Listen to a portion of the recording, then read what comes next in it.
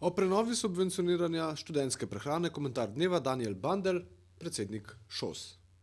Prenova sistema subvencionirane študentske prehrane oziroma tako imenovana elektronizacija bonov je v svojem bistvu prenova, ki naj bi omogočila sistem, zaradi katerega študenti ne bomo več čakali v vrstah za nakup bonov in se nam ne bo potrebno vnaprej odločati, koliko bonov in za katerega ponudnika jih bomo kupili, ampak se bomo ob tem odločali sproti.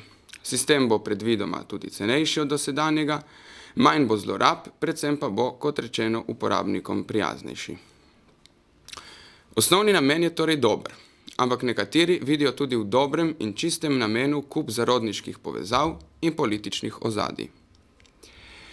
Tej isti so že pred časom pogruntali, da se z zavajanjem javnosti na račun nekaterih študentskih tem lahko iztrži kar solidno medijsko pozornost. 5 minut slave.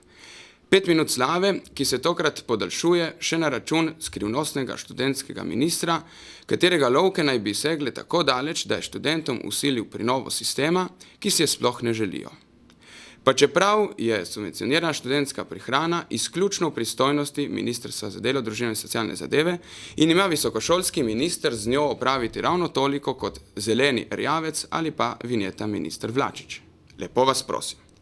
Očitno je, da bi nekdo študente in ŠOS rad uporabil kot orodje za nabiranje političnih točk.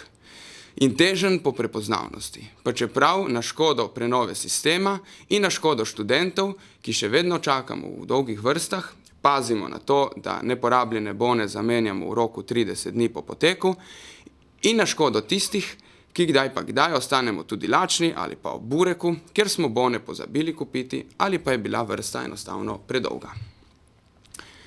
Mi smo k prenovi sistema subvencionirane študentske prehrane pristopili tako zaradi zakonske obveze, kot zaradi želje po izboljšavi zastarelega sistema. Objavili smo javni razpis, da bi vse potekalo tako, kot mora. V projekt smo vključili strokovnjake, tesneje smo se povezali in sproti usklajevali tudi z Ministrstvom za delo. Pa vendar smo kljub intenzivnemu in dobremu delu kmalu v javnosti slišali ogromno dezinformacij, škodljivih zavajanj in namernih podtikanj. In zato sedaj pričakujemo opravičilo.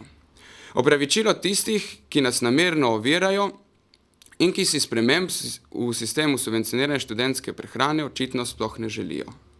Opravičilo tistih, ki očitno želijo, da bi študenti še naprej čakali v vrstah.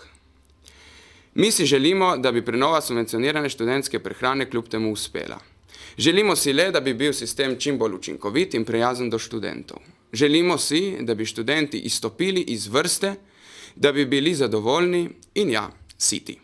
Verjamemo, da bo Študentska organizacija Slovenije še enkrat dokazala, da je kljub oviram, ki nam jih nastavlja mlada politika, sposobna učinkovito izpeljati prenovo sistema subvencionirane študentske prehrane v korist vseh slovenskih študentk in študentov.